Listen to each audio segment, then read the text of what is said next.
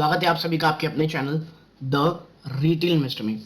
Guys, यहाँ पे बात करने वाला हूँ मैं एक ऐसे बैंक की, एक ऐसे मिड कैप बैंक की जो स्वर्गीय श्री राकेश झुनझुनवाला जी का पोर्टफोलियो स्टॉक भी था और इतने ज़्यादा निवेशक बुलिश हैं इसमें दोस्तों कि एक आप कह सकते हैं कि एक लैग लक्चर या थोड़ी सी अंडर वैल्यूड परफॉर्मेंस के बावजूद क्वार्टर वन में जो इन्होंने दी, हर कोई सिर्फ बुलिश ही नहीं दोस्तों, अल्ट्रा बुलिश है स्टॉक पे।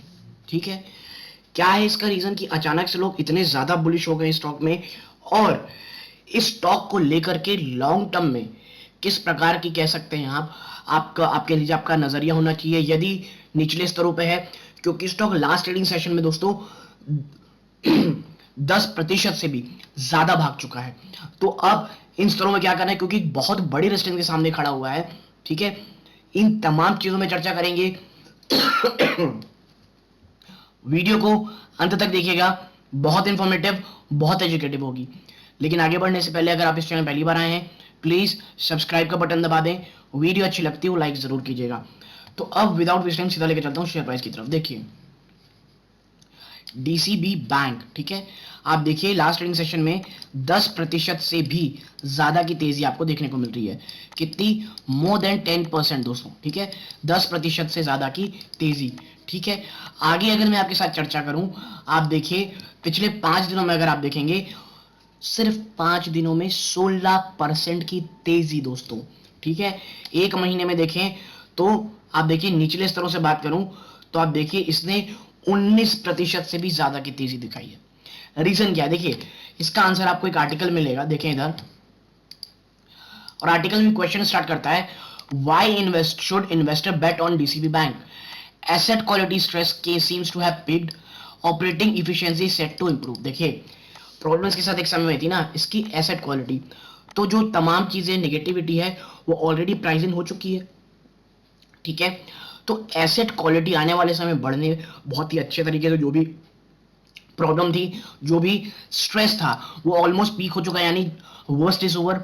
और जो ऑपरेटिंग एफिशिएंसी दोस्तों, जो काम करने की, जो आप कह सकते हैं जो काम करने की जो एफिशिएंसी है, वो काफी हद तक इंप्रूव होने वाली है। ठीक है, इतना ही नहीं, अगर मैं आगे आपके साथ लेके चलूं आर्टिकल में बात करने इस मैटर में, तो देखिए DCB's performance in recent years have been lacklustre. ठीक है, पिछले कुछ सालों में डीसीबी की जो परफॉर्मेंस रही है ये काफी हद तक लैकलस्टर रही है दोस्तों। The bank's asset quality has deteriorated sharply. इस बैंक की जो एसेट क्वालिटी रही है दोस्तों, ये जो कह लीजिए बहुत ज्यादा गिर चुकी है, leading to elevated credit cost, जिसके कारण जो क्रेडिट कॉस्ट है वो बहुत ज्यादा बढ़ गया था और प्रॉफिटेबिलिटी कह सकते हैं आप काफी हद तक वीक हो चुकी थी। Despite a performance which is not so impressive. ठीक है, कह लीजिए जो परफॉर्मेंस है वो बहुत ही ज्यादा अच्छी नहीं थी, इसके बावजूद we are positive on the stock, बहुत ज्यादा पॉजिटिव है दोस्तों ये स्टॉक में। This is because the bank has multiple lever to improve return ratios over medium to long term, क्योंकि बैंक के पास बहुत ऐसी चीजें हैं जो स्टॉक को मीडियम टू लॉन्ग टर्म में एक मल्टी बैगर बना सकती है दोस्तों।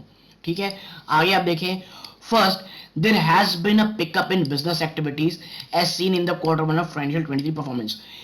आने वाले समय में आप देखिए बिजनेस एक्टिविटीज काफी हद तक बढ़ने वाली हैं और इससे ये होगा दोस्तों, और इसका हमको झलक कब मिली है, हमको झलक देखने को मिली क्वार्टर वन ऑफ फाइनेंशियल 23 में। The management intend to double the balance sheet in next 3 to 4 year. आप समझ लीजिए इतनी ज्यादा मैनेजमेंट आप कह सकते हैं बुलिश है या पॉजिटिव है कि आने वाले 3 से 4 साल के अंदर दोस्तों स्टॉक ये वाला दोस्तों लगभग अपनी जो बैलेंस शीट है उसे 2x यानी डबल करने वाला है। ठीक है, आगे अगर हम बात करें, चर्चा करें, तो आप देखिए second, the asset quality if should improve in financial 23। Financial 23 में जो एसेट क्वालिटी है वो इंप्रूव होनी चाहिए on the back of higher upgrades and recoveries leading to lower credit cost. देखिए जिस रीजन के कारण स्टॉक गिरा था ना इतना, वही से आगे वाले समय बढ़ाएगा। क्या? जिस तरह से आप कह सकते हैं एफिशिएंसी कम हुई थी, एसेट क्वालिटी खराब हुई थी, उसके उलट आने वाले फाइनेंशियल 23 में अच्छा होने वाले क्या, जो अपग्रेड्स हुए दोस्तों, हायर अपग्रेड्स हुए, जिस कारण जो रिकवरीज है वो बढ़ेंगी, जो कि किस तौर लेके जाएंगी, लोअर क्रेडिट कॉस्ट में दोस्तों। The collection trends from the segments at the bottom of the pyramid have been very encouraging as indicated by the earning of the microfinance companies। और देखिए जो कलेक्शन का ट्रेंड है ना, जो कलेक्शन करती है कंपनी, उसमें काफी तक पॉजिटिविटी देखने को मिल रही है, जो कि बहुत ज्यादा इंकरेजिंग रहा है दोस्तों, which as indicated by the earning of micro finance company.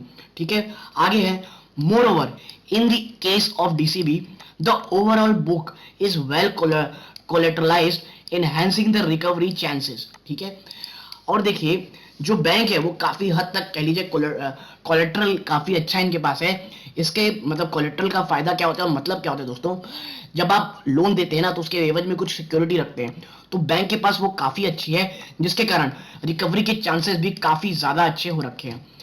Last but most important, आखिरी में लेकिन सबसे इंपॉर्टेंट चीज, the valuation of the bank is book value. Precisely for this, we see a reasonable upside to the stock price supported by business growth and earning in financial 23.